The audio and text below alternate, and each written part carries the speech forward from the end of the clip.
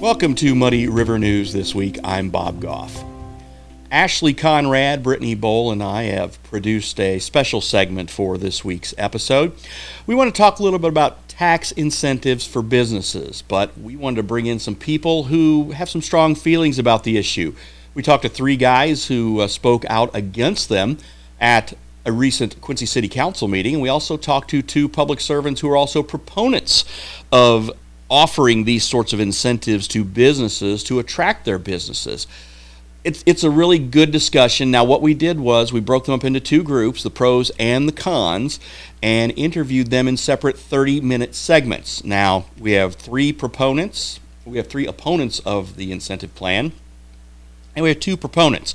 We tried to get a member of the City of Quincy's administration to join in, but city officials said that they were actually in the process of actively negotiating and trying to work through the parameters of making this a presentable package to the city council, as it's scheduled to come up again Monday night. So we have two on the proponent side. Anyway, it's a civil discussion, which we have far too little of these days. And I think it's a way we really wanted to show the community that there can be a dialogue in this, and a positive, constructive dialogue on this. Too many times, we get in the social media mishmash of name calling and all the other stuff.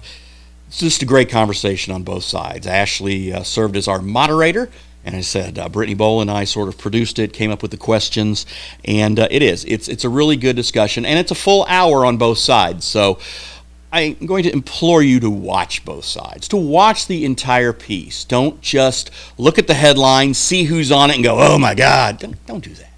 Just watch it, and maybe you'll learn something. And you don't have to agree, but you can at least listen, because again, there's far too little of that going on these days. So Ashley's going to come up here and let you know about who our guests are and what they're going to talk about. We hope you enjoy it, and we hope you learn something. Thanks, Bob. Okay, with me, we have Brett Austin and Ryan Hinkamper, both members of the county board, both supporters of the 54th Street development, which of course is why we're here. Real quick, we have 30 minutes to discuss this, and I want to keep it cordial and succinct. I am just a facilitator. I didn't create these questions, so I won't be spitting any opinions, but I want to hear yours. Are we ready? Ready. Okay, the first one, I believe, is for you, Brett. So if you were asked for a short definition of a successful city, as in Quincy, what would you say? Well, primarily I'd say that cities and counties exist in a grow or die situation. If you're staying flat, you're probably receding. So from an economic standpoint, a population standpoint, all the programming that you try to bring together would probably be something that would grow the economic pie and therefore lead to increased services and products and availability of all kinds of quality of life items. Okay. And Ryan, I'm going to shoot this one to you. I think, so why do you feel this, I don't know if feel is the right word, but why is this type of incentive needed when we already have local developers who currently invest in the community? So the property in question has been vacant for decades. A lot of people like to talk about how it's a prime piece of real estate along the Broadway corridor, but yet it hasn't been developed. And there's a lot of reasons as to why that is. One of the reasons is the state of the underlayment or the ground, the fill in the hole there, so to speak, the cost to develop the property into to where it can be built on. I've talked to local people about that. They've voiced concerns about the state of the property and developing it. So I think an incentive is probably needed because it hasn't been developed in decades. Two, the property owner, they pay little or nothing to sit on that property. So it's bought and paid for. They pay property taxes on that. It's like $4,400 a year in property taxes. That's all it costs them to sit on it. And they want the price of the value of the property. They know it's worth something. They know it's a good piece of property, and they don't care what it costs to develop it. They want what's owed, what they feel is owed to them for that property. And any local developer could still develop it today. I mean, from what I understand, the property's not sold. someone local could go to the city or the property owner, offer to buy it right now today and develop it themselves, but they're not doing it. Gotcha. Why is that? Sure. So I guess that's the question I would shoot back to them. Yeah. Okay. So what are your thoughts to people who say this tax is basically a slap to existing local developers?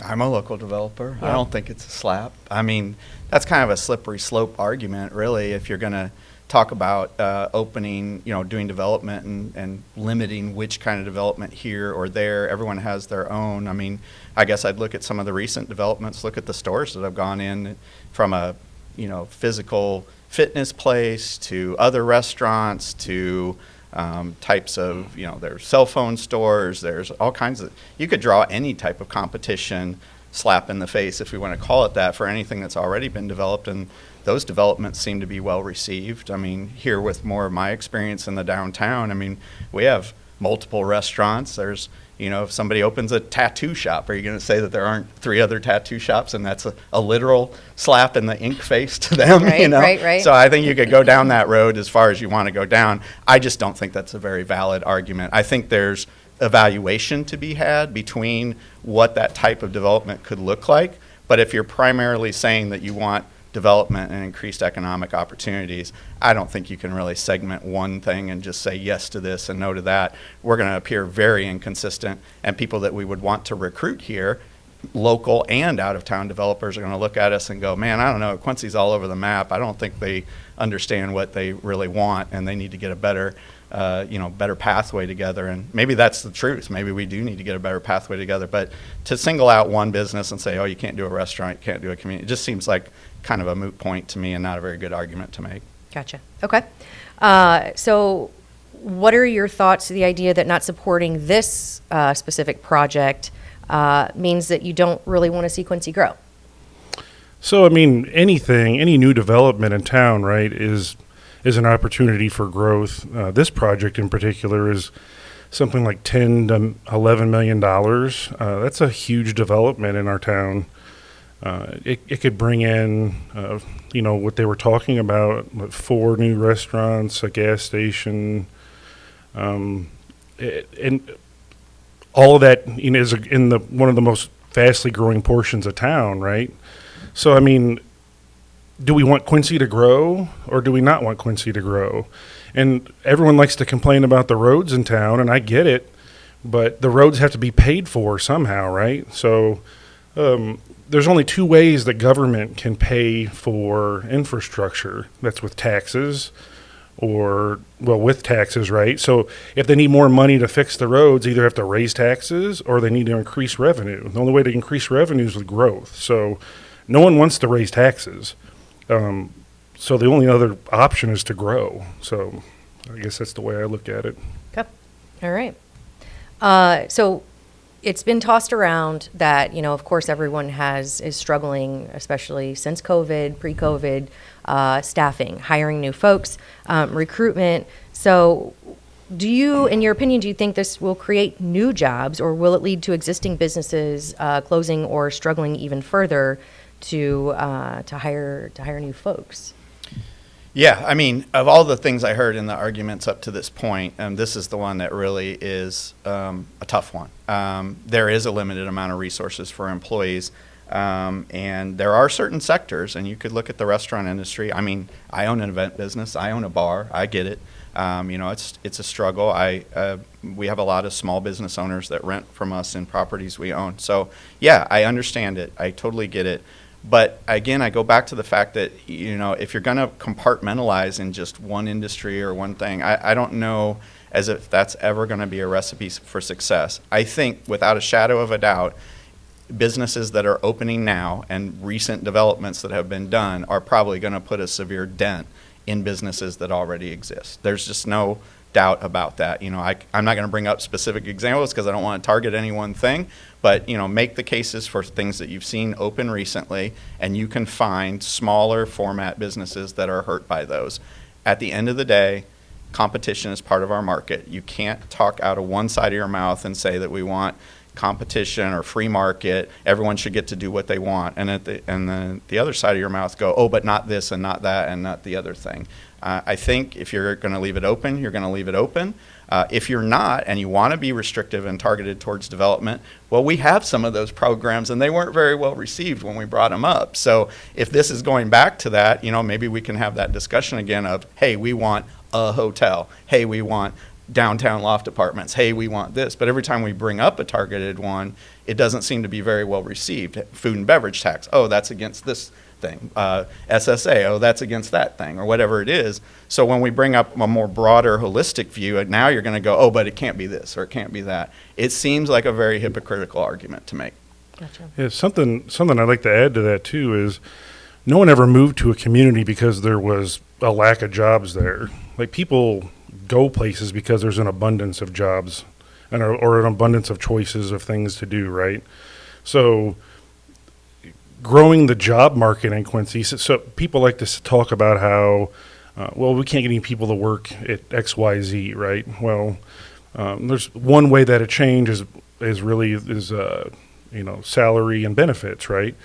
You bring more jobs in, and then that's more competition for jobs. So usually what happens is places have to increase salary and increase benefits. That's a win for the workers and the consumers. So I see that as a positive. I see that competition for those jobs as a positive for the community, and just to facilitate more growth and population, really. Yeah, I would agree with. I'd echo that again too. It's population growth is an interesting thing in terms of, we could have a whole other discussion about Quincy's population, but the reality is we have a lot of people that have moved just outside of Quincy for other reasons, for tax reasons, for cross-state reasons. The fact that we've had some kind of massive flight from Quincy just simply isn't factually correct. It's just really a redistribution of things. So we got to figure out what the service industry, we're already the regional medical center, we're already the industrial kind of center, we're the shipping area. We got to figure out what the service industry looks like, that it's the right mix. But again, if you're going to try to dictate that mix, we've brought up those programs before and they have not been well received. So if you want an open, everyone gets to do what they want to do, incentivize all growth, then that's what this is, and I think you should be supportive of that. Good.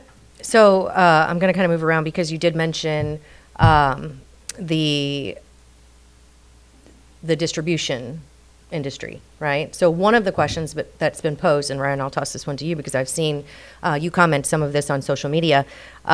So if we want jobs, why not quote unquote better jobs, head of household jobs, right? Mm-hmm. And one of the things that was recently discussed is Burlington, Iowa. And I don't specifically know their population. It's roughly the same size. It's pretty equivalent. They're getting an Amazon distribution center. So do we know why Quincy wasn't kind of chosen for that? Do you have to apply for that? Or is it because employers already can't fill jobs? Did we ask the city? Or were they not approached, or how does that work? And I don't necessarily know how that works. Okay. I know I had a discussion with someone. It was before Target was put up. It was before Planet Fitness and all that. There was someone that I spoke to that knew someone at higher management at Amazon, where I was like poking around the edges, just trying to I'm on the county board, but I'm just a guy, right? Sure. And I ran into somebody that knew somebody, and I said, hey, Quincy's a regional hub for the Midwest. We have some big vacant properties, We have a huge trucking industry here, a lot of big trucking companies here in this area that could, help facilitate moving goods. So, why wouldn't, an Amazon? So I know there was a conversation had there. I didn't go anywhere. I don't know how those things are done, but something like an Amazon distribution center in Quincy, I think, would be a boon to our local economy, because with those jobs, they're good paying jobs. I know there's some negativity out there about that, but it's also one of those chains that so many other things latch on to. So an Amazon distribution center goes up. Next thing you know, you have a distribution center for this company and that company, because they want to be close to those distribution centers. Sure. And it's a bit of a snowball effect for job creation and growth. Right. I would add one thing to that, and I'm on pretty solid ground, but I'll let you do your own research. the Amazon distribution center in Burlington, Iowa, was heavily subsidized. Was it? To come there? Okay. Yes.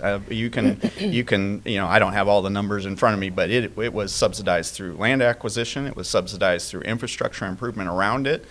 So once again, I would go back to this.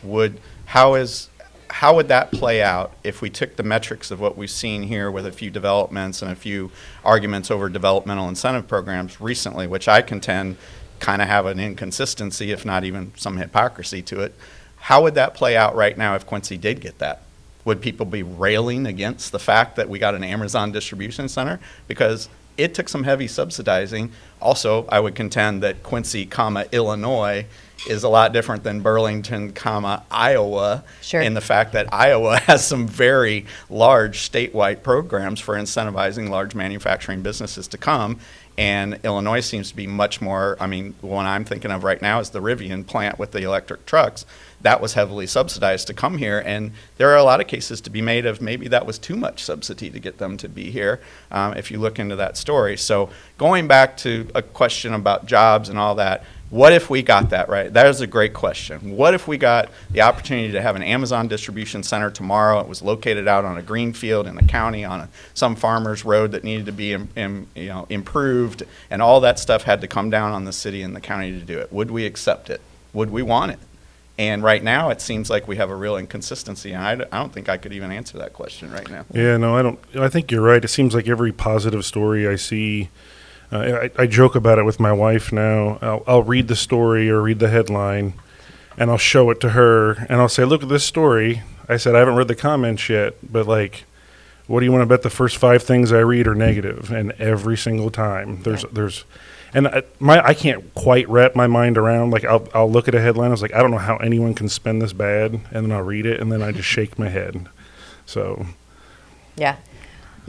And back to the Illinois, I know there are distribution centers in Illinois, so I don't want to say that Illinois isn't conducive to it, but of course the subsidies. It would be nice to see what happens with Burlington. Maybe we can use it as kind of, It'd be great to learn about it and see, cool.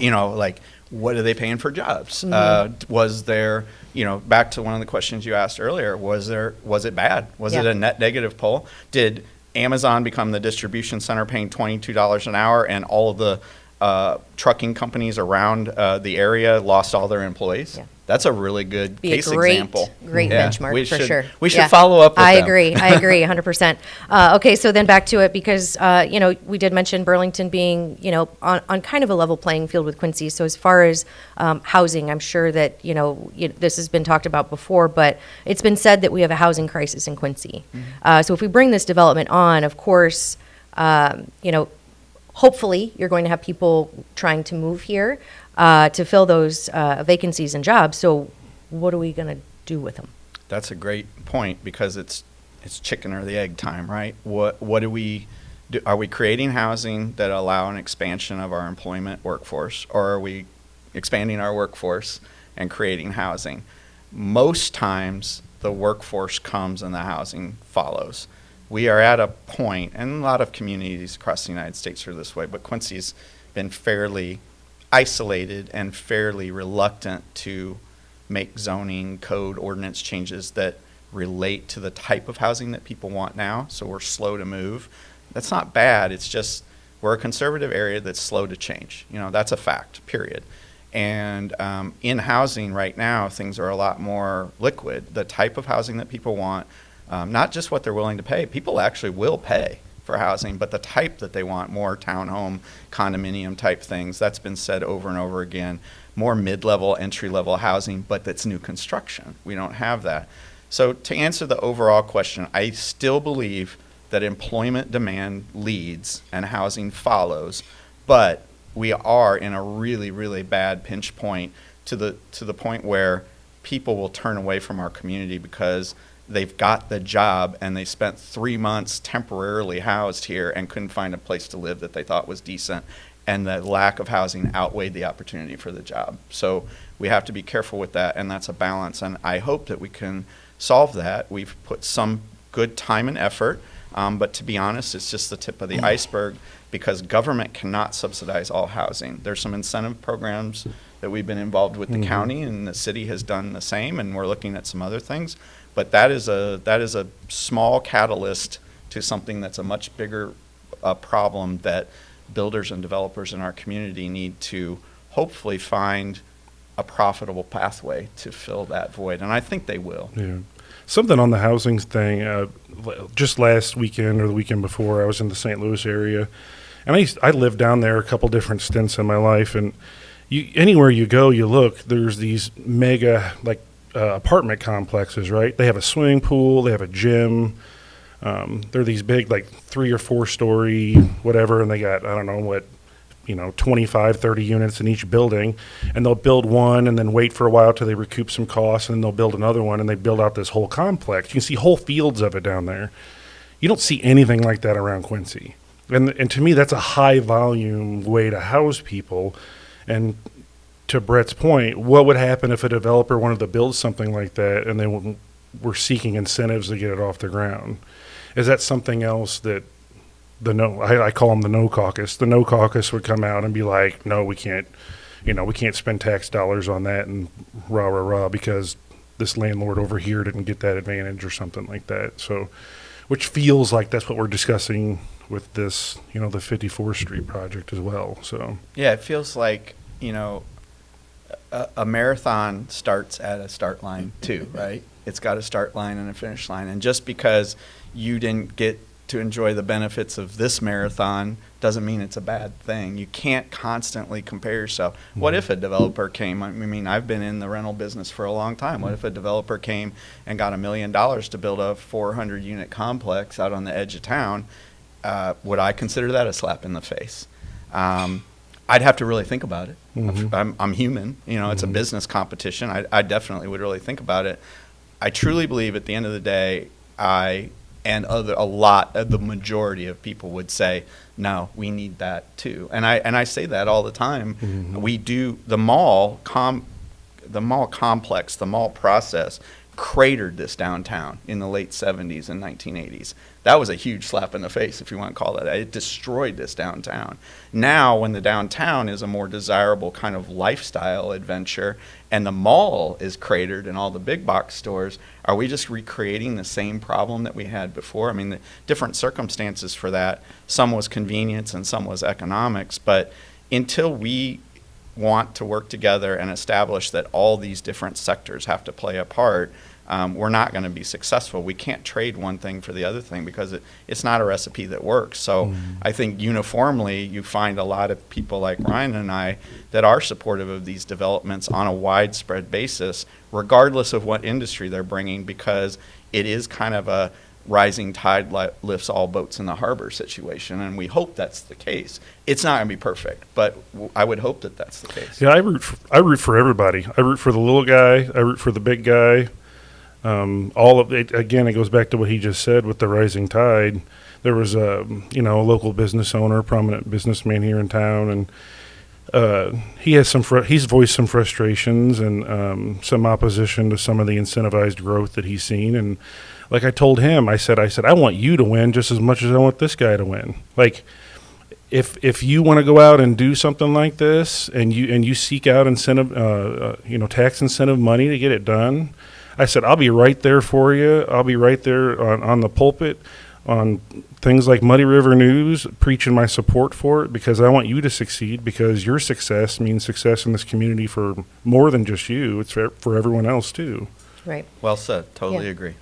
And this is kind of my final question, and then you guys have the floor if you have anything else you want to say. And this is my personal question, because it does seem, and I don't have the facts, but it does seem that tax incentive-based programs are more prevalent.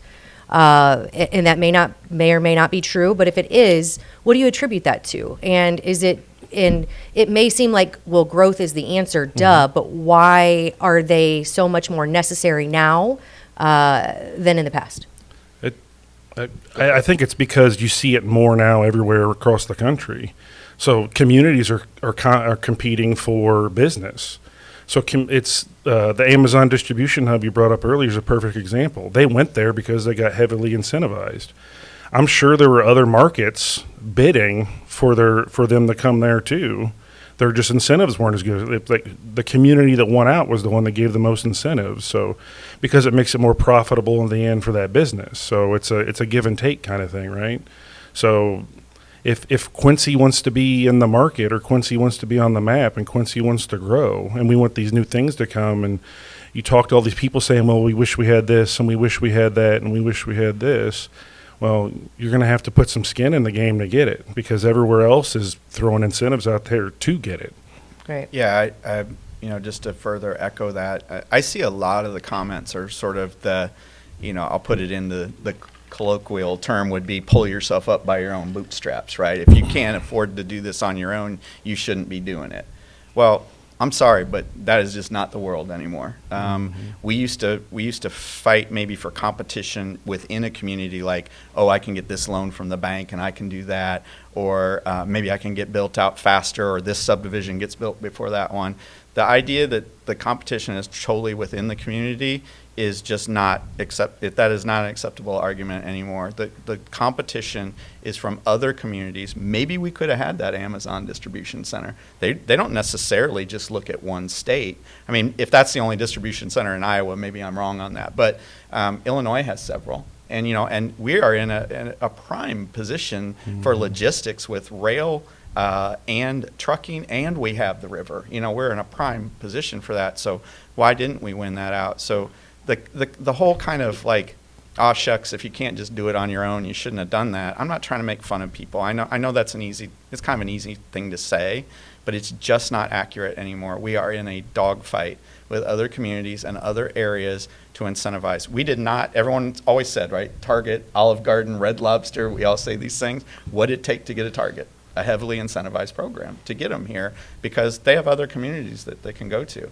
And if the prevalent, and I guess we got to be open to this, right? If the prevalent and majority opinion is, well, we don't want Target under those circumstances, then okay. But what that means is a lack of economic growth for the services that you think you want to have. So if you don't have a Target, does that mean 20% of the potholes in Quincy don't get fixed anymore? What is that? I'm being a little, flippant about it, but that's the real economic consideration. Speaking to the Target thing, just because we're involved, with the county stuff, Brett, we adjusted the county's budget by 3%, I believe. Yeah. So we adjusted the county's budget we increased it 3% just because that Target was being built. So the county general fund, right? We were anticipating a 3% increase in revenue just because of the Target. Okay. And those are big dollars. And that's the kind of impact something like that has. That's why those incentives are given, because it's the long game, right? The incentives it's a short-term upfront thing to get them in the door to make it easy for them to build and open their doors to start selling goods or services. But the government, and what we try to look at is the long game, is that was a 3% increase year one, and it's just going to grow from there. So, yeah, the long term, if you took this development at the 54th thing, and we're not going to get into all the numbers today, and we probably don't even have those accurate numbers. And I certainly wouldn't want to short circuit some development that isn't even being talked about. But if you just looked at that one development, what are the metrics that we want to use? I mean, it's a very similar 10-to-1 ask in terms of what he's developing and what he wants, as opposed to a few recent ones. If the Sears building thing or some other things were a very similar kind of 10-to-1 relationship. So if that was good, then it passes on that kind of part of it. And then further than that, the tax dollars in that property, the sales tax generated by those revenues, if it really did harm or put another business out of business, it's not to be negative to that business, but we can't protect all things in an open market society, and I don't think anyone would want to do that. So is there a greater gain there for the money invested? But as I said before, when you ask the question, everything is a negotiation, and everything has to have an investment return that makes sense for the community. And sometimes maybe that, when it doesn't make sense, is that cannibalizes too much of the community that you live in. And that's a fair argument to make. I'm not discounting that argument. I think in this particular case, that might be a little overblown, though. Yeah. Okay. So I lied. This is my last question, and I'll give you the floor. Okay. So if this is voted no, right, and I don't know that that's a I don't know if it's going to be. Is there a way to come back and then negotiate maybe something different? Or do you think that this developer would even be open to any of that? Or what would you suggest if this is a no? Would you have any other, genius ideas? Well, I mean, in one respect, I guess, if it's a no on the setup of the way it is, that does appear a bit arbitrary to an out-of-town developer versus some in-town developers that have gotten money.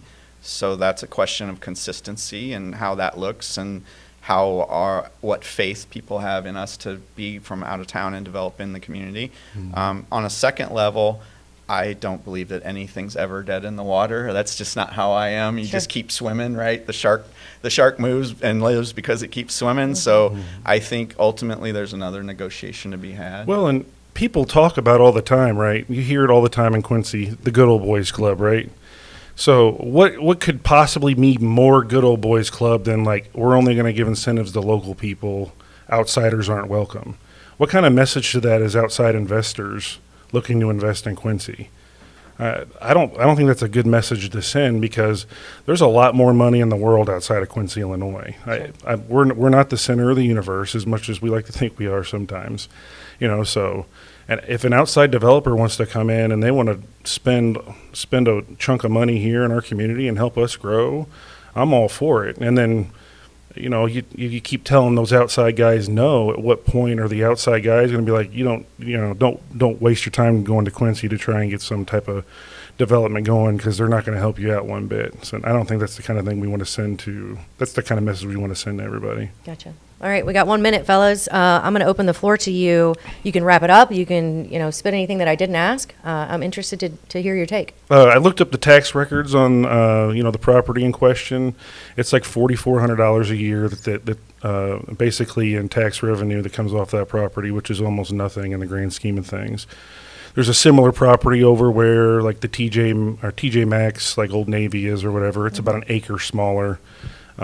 It pulls in something over $120,000 in property tax a year. That's a huge. Now, just looking at schools, right? The school district gets like roughly 60% of that. So if there's a $10 million investment in say the 54th Street property, and say it's the taxable value is estimated about $3.3 million because that's how taxes work. That's a $220,000 property tax bill every year on that property, which means the school district get about $131,000 the first year. The school district can do a lot with $131,000. And that's before or after the $1 million is paid back? That's property taxes Net. from what didn't have anything to do with property. Gotcha. It didn't have anything. It was just sales tax. Gotcha. So, and that's another good point is the sales taxes. The sales tax incentive to build that, it's not coming out of a bank account. The city's not writing a check. They're just collecting 50% of what they would collect. So, like I told other people, 50% of something's better than 100% of nothing because that's what we're getting now. We're getting zero. And will this property get developed someday? Probably. It could be another 10 years, could be another 20 years, but in that time, the incentive could have been paid back, and we could have been collecting revenue and benefits off that the whole time. Yeah, gotcha. I know you're running short on time, Yep. so I'll just keep it That's real all right. quick. Go ahead. The fundamental thing that I see in these things, and I had an article with this Muddy River News not too long ago, and I'm trying to be consistent about my point. It does us a disservice as a community to chop each other up into tribes or into what's right or not what's right, but what's what type of development you should do, what type of development you shouldn't do.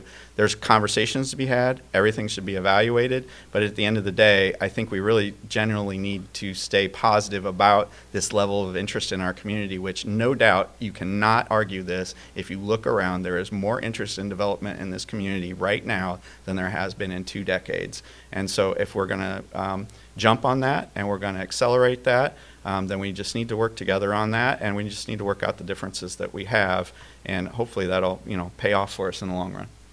Nice. Good points, guys. I All right. appreciated this conversation and appreciate you guys showing up for this. Sure. Very much Yeah, appreciate no it. problem. All right. We'll look forward to see what shakes out. Coming up next, we'll hear from the opponents.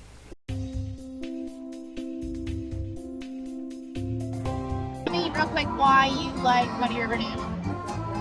I like the way they kind of dig into things a lot more than the other media.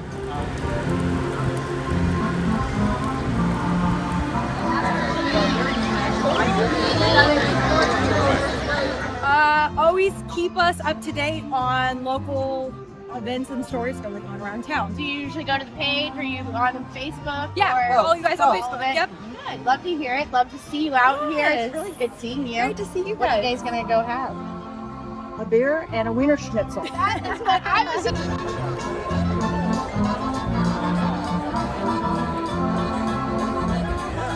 Why do you like Money River News? Because it tells you all the stuff about what's happening in Quincy. Yeah. The interesting local things. Yeah. Yeah. What about Mom? My mom works there. That would be a nice reason too. All right. Well, thanks for the tip. I appreciate it. Oh yeah, we were the highest bid both times.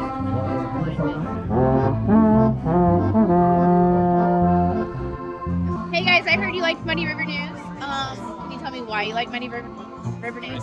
We're people. Oh, thank you. Okay, any other reason why you like Money River News other than?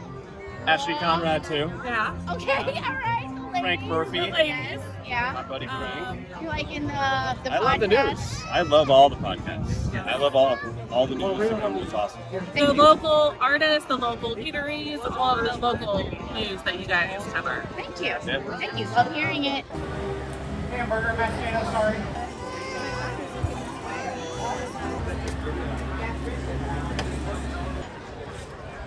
Upfront, honest, local.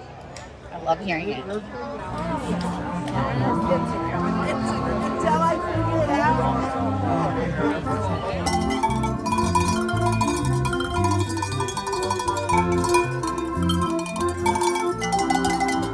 Mighty River News reports the latest and greatest local news. I love it. And you have been giving us the latest and greatest beer tonight. Thanks for being here. What are you here for?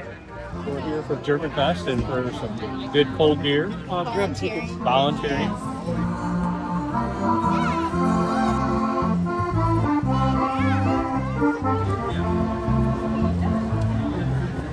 I like the diversity of the news, Okay. and I like the honesty of the news. Yeah. And there's always seems to be that left versus right commentary. You know, people say, well, this is right leaning or this is this. I don't find that with Muddy River. I think I you just love kind of tell hearing you just kind of tell the story.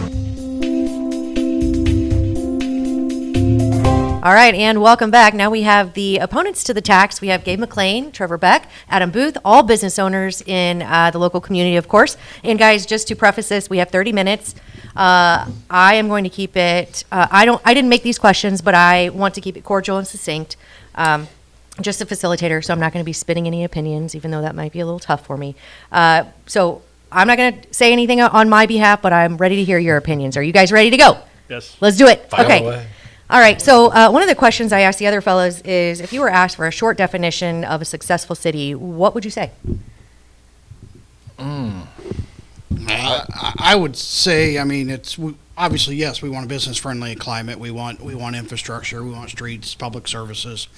But some of that goes with, we don't need the government involved in every step of our life. So it's let business do what business does.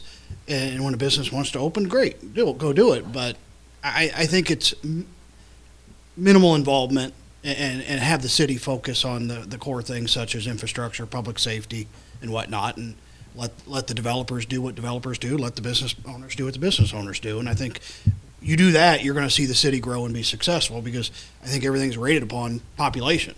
A successful city, we always want it to grow, definitely not shrink. So if that's your barometer, I think you've just got to look at how do you make that climate better, and then you hope the other follows. Right.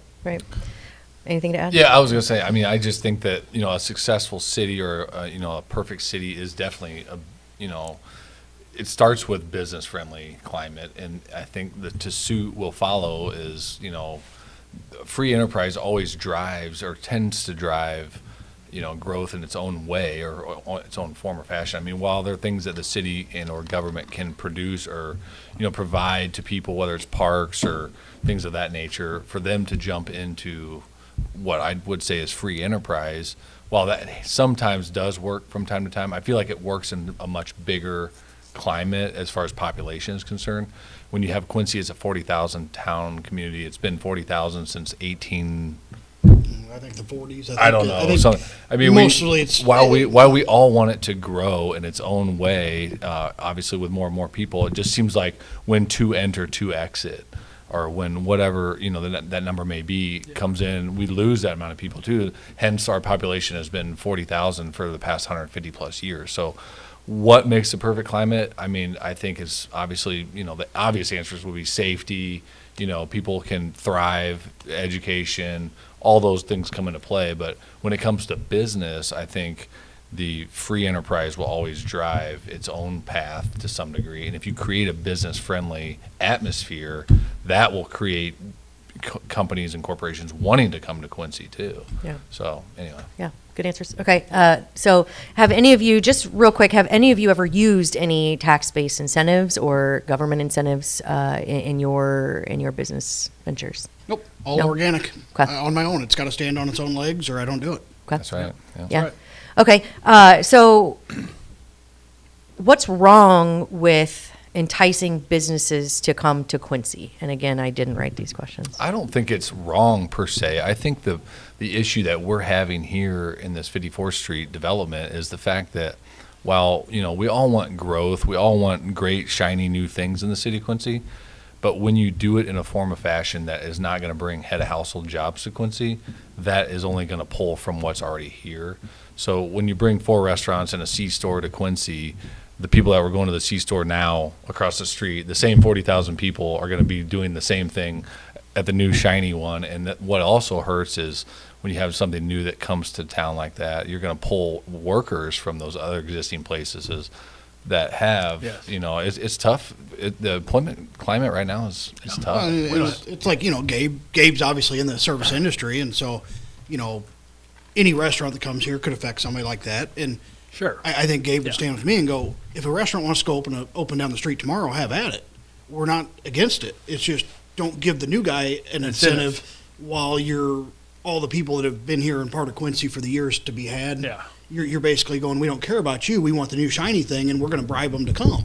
Right. No, let the growth be organic. And if somebody wants to open up a restaurant across the street from Silver Dollar, then that's free economy, that's free market, and then it's up to Gabe to do a better business. Yeah. But you can't give the other guy a cheaper price point and tell Gabe he still has to run a better business. You're kind of hand-tying behind his back, and that's where I think the misconception is here. It's like we're not against development. I'd love everything to develop. I want everybody to be successful. But let's keep the playing field level. Yeah, fair a little bit. So have incentives been offered to you because I know, you've been involved in the restaurant industry for a long time and now with Silver Dollar, I know it's kind of the same location. So have you been offered incentives? And if so, have you? No. No? I Okay. mean, obviously the PPP money and stuff like that from the government after COVID, obviously. But no, I mean, problem is there's no people in town anyway, and it's going to pull from all of us. It's been here forever. We went through COVID. We stayed open. We went through COVID. We fought through all that. And now we're just getting punished, it feels like. I mean, Abby can't even open up on Monday now. Yeah. Because we didn't get enough people. It's Many just restaurants not enough. A lot of restaurants can't, Yeah, drive down to what was your favorite or is your favorite place on you can get any day of the week, and you're like, oh, they're closed today. Well, why are they closed? They don't have workers. So let's put 4 new restaurants on the east side of town, which, obviously the more development is bigger development happens on the east side, which is great on both ends of town. There's no, but at the same time, it's like they're not coming here and creating a new job workforce. You're going to pull from one side to the other, and that's a matter of fact. And they're going to have deeper pockets because they just built a $2-3 million building, so they're going to have deeper pockets. Hey, we're going to pay you 50 cents more than this guy, or hey, we're going to do this, and you're going to work in a new kitchen. And, it's just. I think most people don't understand on a set. I have 35 employees at Game Masters, and when you have an employee in that price point, or if you want to call it that, or that salary range, that market is so tight when it comes to if a guy across the street's paying $2-3 more an hour, They'll go. They'll go, and then what happens is you end up either having to let them go and find someone new, and you're struggling with that. Or you end up paying that same worker you paid on Monday X amount, and Tuesday you're paying them $4 or $5 more an hour to get them to stay, getting the same productivity out of what you were getting from them on Monday. Well, what caused that? Okay, well, the city just gave $1 million to a new development across the road, and now that is in turn affecting my business. I mean, that's basically just kind of have at it, buddy. You know, I mean, it's a tough thing to swallow from the city you're from and the city officials that eat and dine and shop in your stores, and it's a tough pill to swallow. Yeah. Now, if you were to be offered any incentive, how would you feel about that? I mean, I guess I don't think we view it that way. I mean, I've always been born and raised, and you know, I'm from a family of furniture salesman to mailman to business, and I've worked in the bank for the last X amount of years. But I view things as, you know, incentives are incentives. I mean, I don't think anybody's going to turn them down per se. No, but we don't rely on them. We don't rely on them. We don't expect them. Yeah, it's we don't hard expect work. them. I mean, it's like I said, it's got a project. Any one of us three have sat down. We've looked at a lot of projects through the years. Some we've done, many we haven't.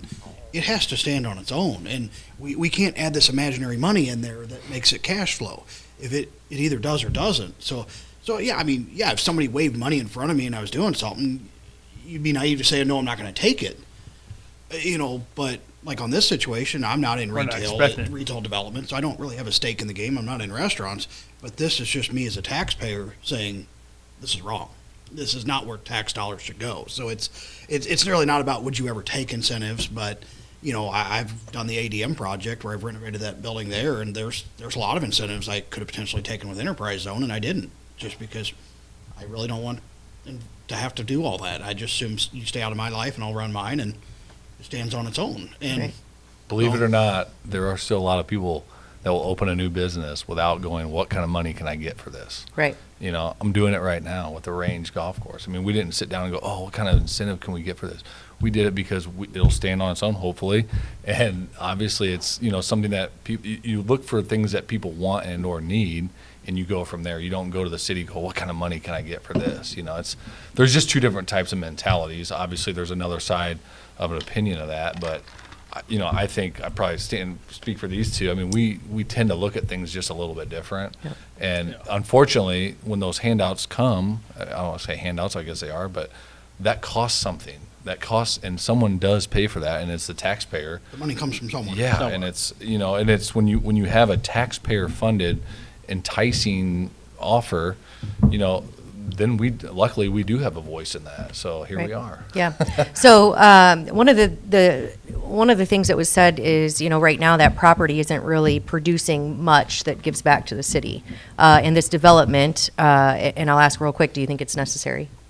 No. Real quick. No. Okay. No, I mean, that's prime commercial property. Okay.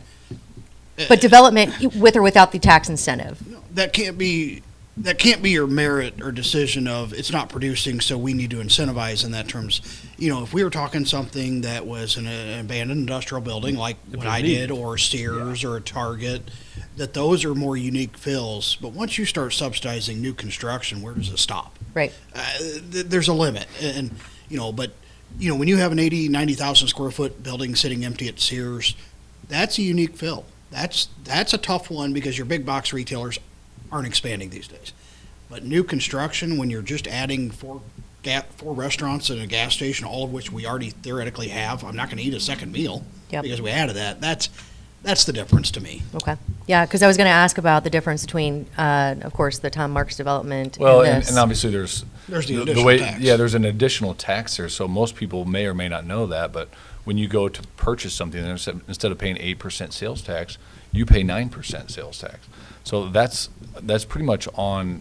It's on the developer to go, I'm going to take this risk, knowing that to try to put a tenant in here. Hey, by the way, your customers are going to have to pay 9% sales tax versus they could go across the street and buy it at 8%. That's a risk they're willing to take, and if that tenant goes in there knowing that, have at it. And they're self-funding their own. And anything they pull out of it is just out of the additional 1%. Right. Doesn't come out of sales tax coffers or anything else. And so I'm not against that. Don't love it just because it kind of goes back to I'd rather just the city stay out of it. But if there's a path that has to be had, then at least you're not looking at a Gabe or somebody in the face and going, we're giving this other guy a leg up. I think there's nobody, I don't think you're going to have the business community all in arms about it when it's going, whatever, Yeah. I think it's, This is the 1% additional yeah, thing you're adding the talking one, about? if you added the 1%. Okay. And if they want to charge 9% instead of 8%, and that 1% extra goes back to the developer until he gets his money back, then have at it. That you're not competing with the local restaurant at that point. Then that goes back to put it on a level playing field, and then it's up to Gabe to run a better restaurant than the next guy, and Gabe's okay with that challenge. But So- you can't incentivize them. So so it goes back to the 1%, which I know, it wasn't a good thing when it was proposed, but now we're saying that it's, no. I would rather take it away, to be honest. Okay. Yes. Okay. I'm saying if there's not a choice in the matter, and we feel like we got to do something. Well, first off, it started at 2%. Oh, you're talking food and beverage. Yeah, that's what Yeah, she's yeah, talking that's what I'm talking Oh, yeah, about. no, Is no. it- Food and okay. beverage, no, that one needs to go away. That's just Okay. a slush fund. Okay. All right. So that's kind of the difference. So I wanted How to much say. food and beverage money besides Target has Well- been east of 12? Well, that's what We I brought mean. our own competition in town. We brought the chicken finger place in town.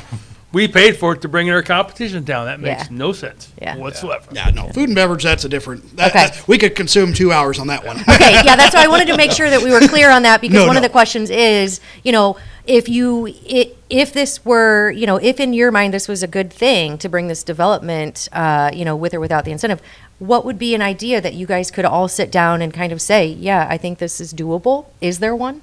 What, on this particular site? Mm-hmm. It'd be adding the 1% like the mall has the Midtown Tax Fund. Okay. Yeah. Which is an additional 1% for anything sold within the mall, Starbucks, the CVS, and then Sears. And that's where they added the additional 1% tax on any sales of items. Sales tax. On who opts- And that was who up to the opts in. landlord to opt in. So the landlord has the choice of, do I want to participate or not? So like McDonald's did not there. Aldi's did not. That was their choice. Gotcha. So that's what I'm saying is out here at 54th Street, potentially offer that same thing and go, if you want to create your own additional sales tax district and the landlord can opt in, I don't love it, but I'm not going to be up in arms about it because it It doesn't create any type of Advantage. for them. Gotcha. To some degree. I mean, Gotcha. it's, But like the current format that we're talking about, so the 4% will go to the city and the 4% will go to the developer. Well, where is the city gonna make up that money at? Is it gonna come out of the restaurant fund? If it comes out of the restaurant fund, because you're not going to create new sales tax. At the end of the day, like I said, you're not adding additional meals. We're not going to all of a sudden have 10,000 tourists in Quincy a month because we added 4 restaurants. So when it comes lunchtime, now we just have 4 more choices to choose where to grab lunch. I don't sit there and say I'm going to go eat lunch again at 2 o'clock because we have another restaurant. So your net sales tax increase, I think, would be very debatable. Yeah. The net gains. Mhm. Yes, and I mean, we can get into the numbers at the end on the target. I was haven't gonna seen say, I the think gain Adam there. might have brought receipts on that. Yeah.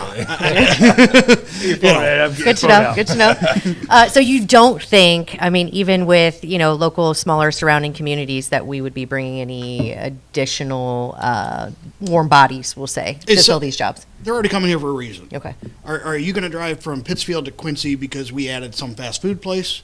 No, you're coming to Quincy because you're going to Home Depot to get something, and you Well, hopefully probably are they're- going to eat. Well, hopefully they're going to Game Master. I was We going to would say, hope yeah. They're coming to the range. But so Yeah. it's Or the range, yeah. to sit here and say there is no gain, no, that would be incorrect. You could theoretically pull somebody from the highway, but the gains I think would be very debatable, and I think what you see in gains would be offset by your impact you would have on your other businesses that Yeah, I that agree. could struggle I or agree, fail. And so again, that goes back to who are we as a community in Quincy? Do we want to back the people that have stood here through COVID and others, and for all the years. or do we want to go fund some out of town developer that's paying some out of town restaurant company to take all the money and leave Quincy and buy out of town food, not from a Kohl's or elsewhere? So it's like, where am I going to align? I'm going to align with the guys that spend money with me. Right. Yeah. Good point. Yeah, So go ahead. I was No, just going keep to going. say, Yeah. sometimes I shouldn't really say that. Go ahead. Your next. Go ahead. Segue. You sure? Yeah, I'm sure. Okay.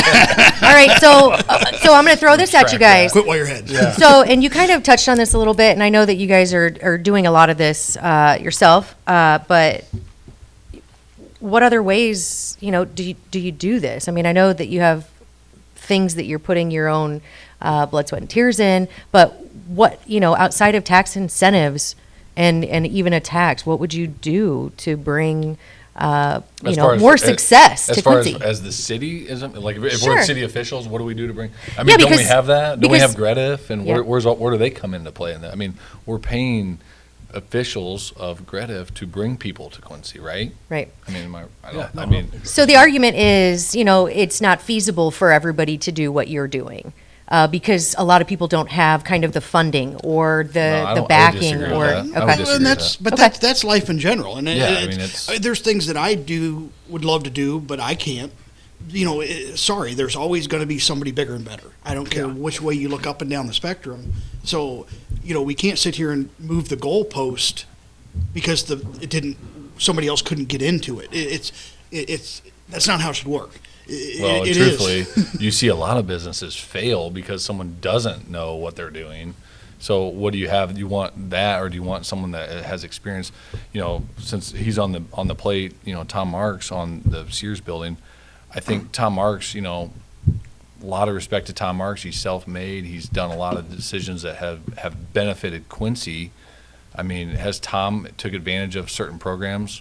Yeah, I'm okay with it. Tom's probably the number one taxpayer in the Adams County, and I don't think anybody would, knock him for doing what he's done. There's probably no one that works harder. In fact, we should probably pledge to get Tom involved in Grediff. I mean, if you want to get a guy that has a way or ability to reach out to people, he's one of them. He's brought more businesses to Quincy than anybody. Yeah, and it's and whether so whether those are actually jobs. I think a lot of this is the differentiation to whether they're head of household type jobs, or are we just industry manufacturing, right?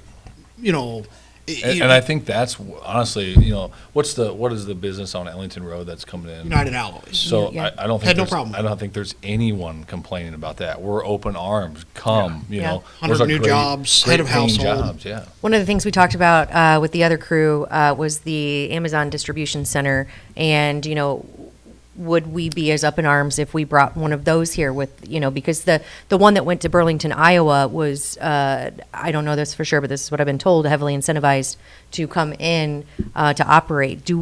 Would you feel the same way about something in that industry as in the food and beverage industry or any of the other entertainment industry type?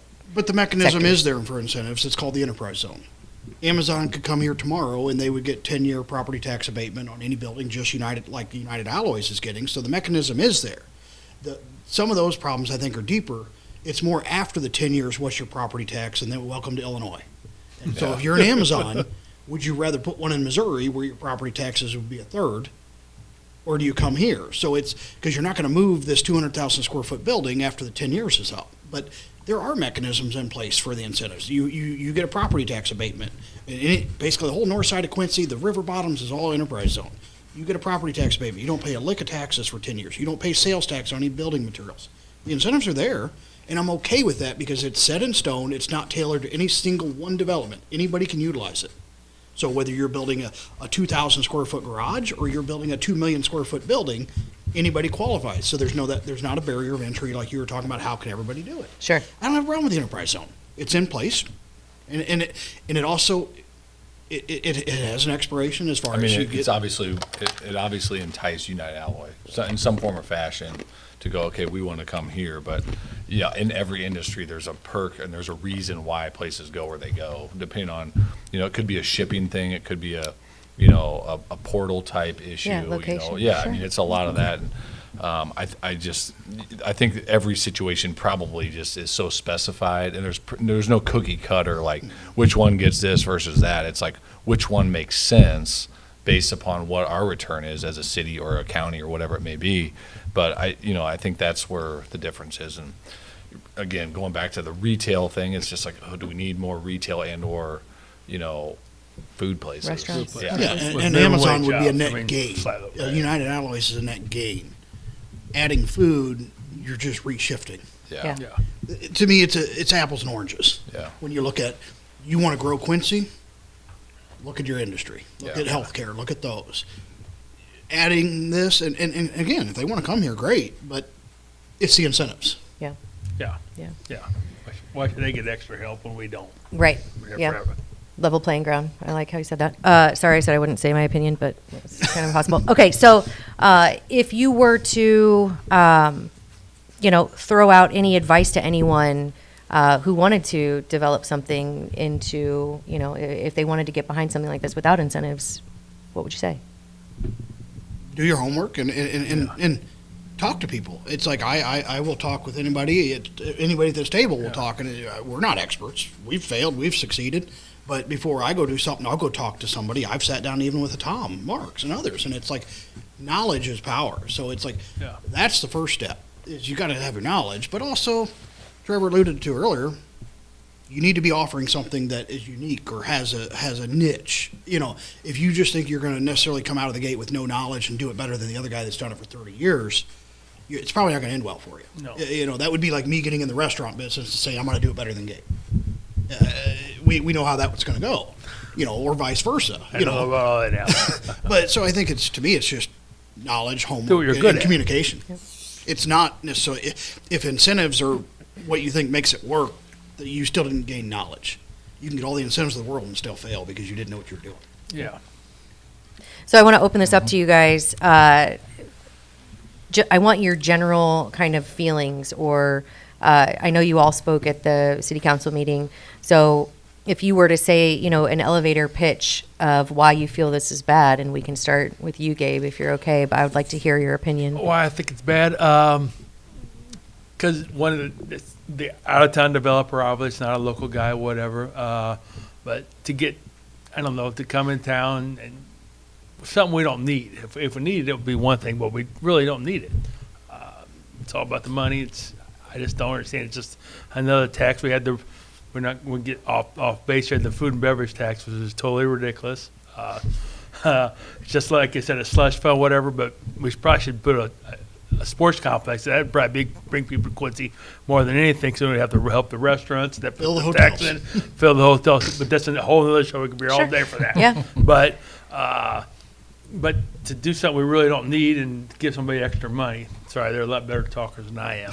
No, you're good. You're good. Gabe lives it and walks it, though. It affects it's your him more than passion. us. You're good. Yeah. Mhm. So, but to pull people from other people up, the mom and pops have been here forever. That's the people who are really going to hurt. Your corner bars, your corner places, that's the places we're really going to hurt.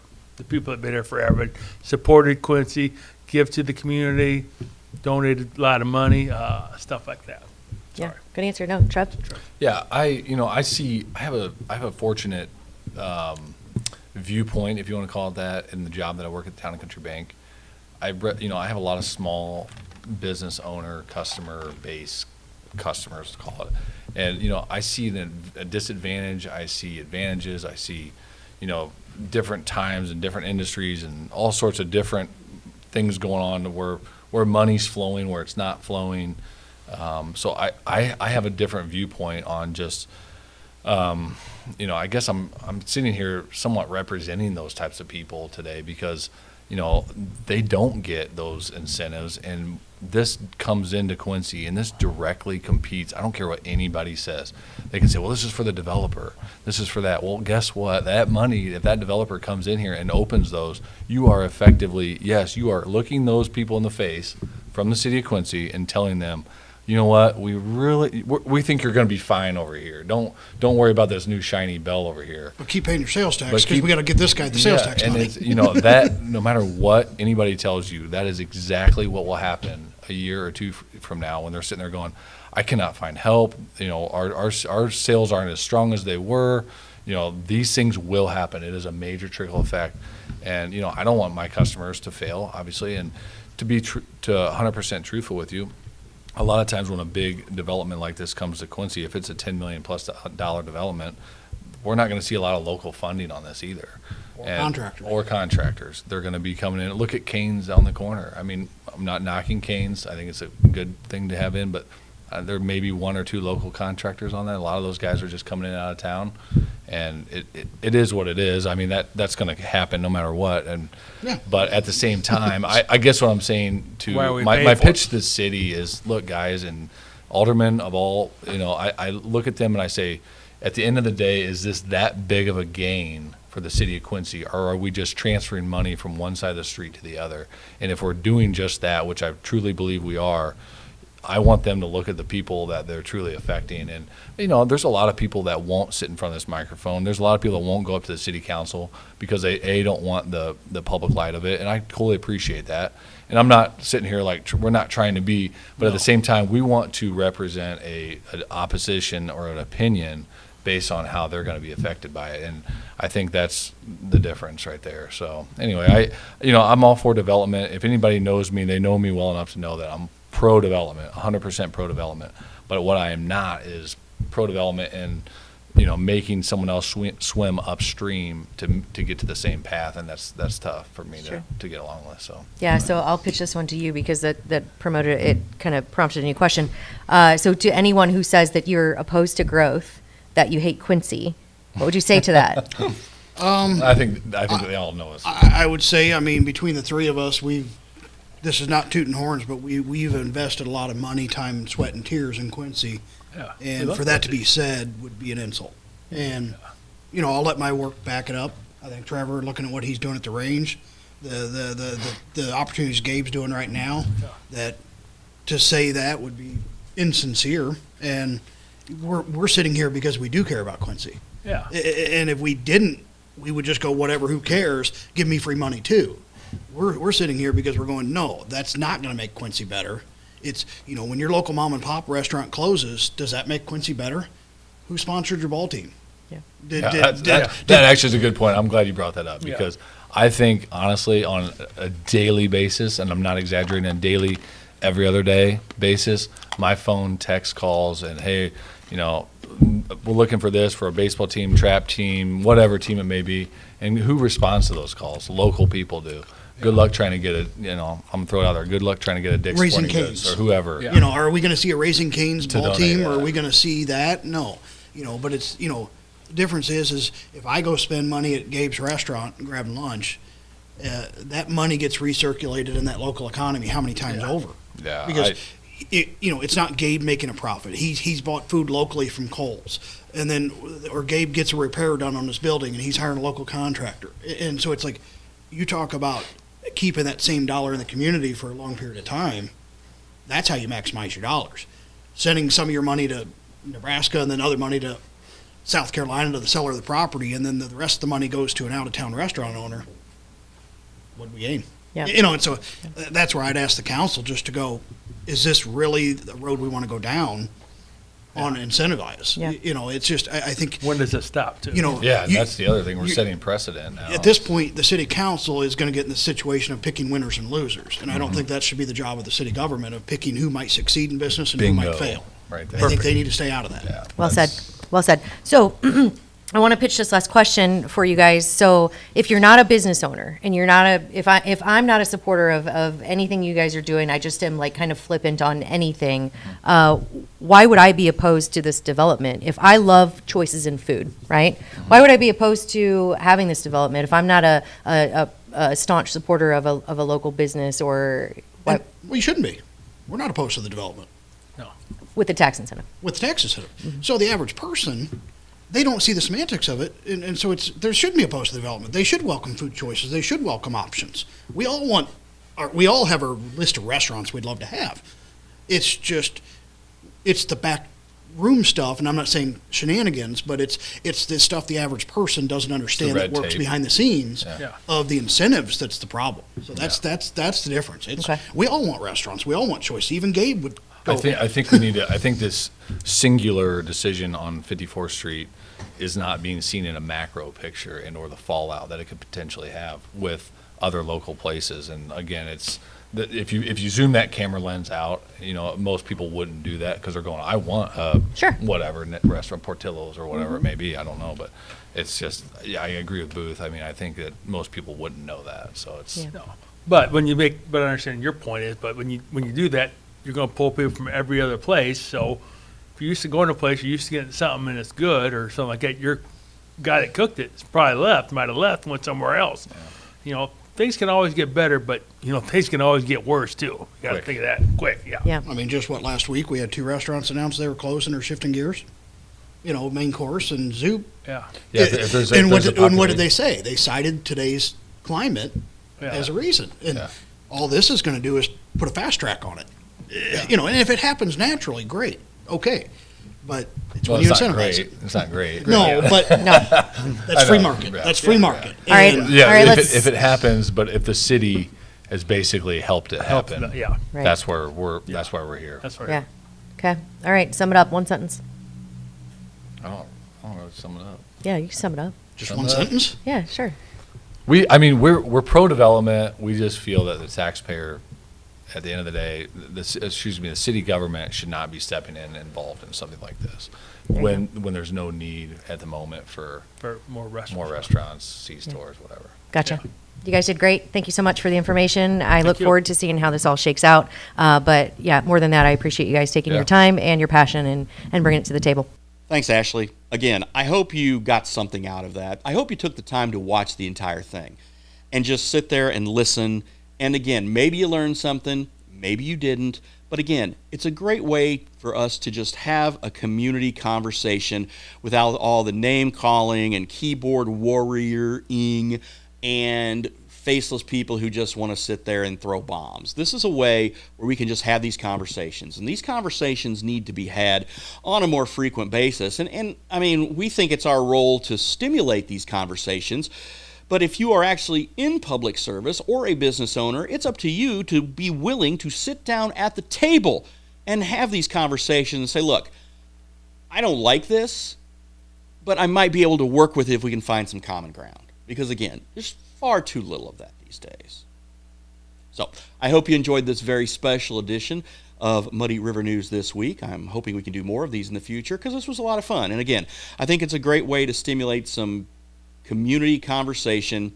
And again, let's just talk. Let's not sit there and call names. So anyway, once again, hope you enjoyed it. For Muddy River News, I'm Bob Goff. Have a great week.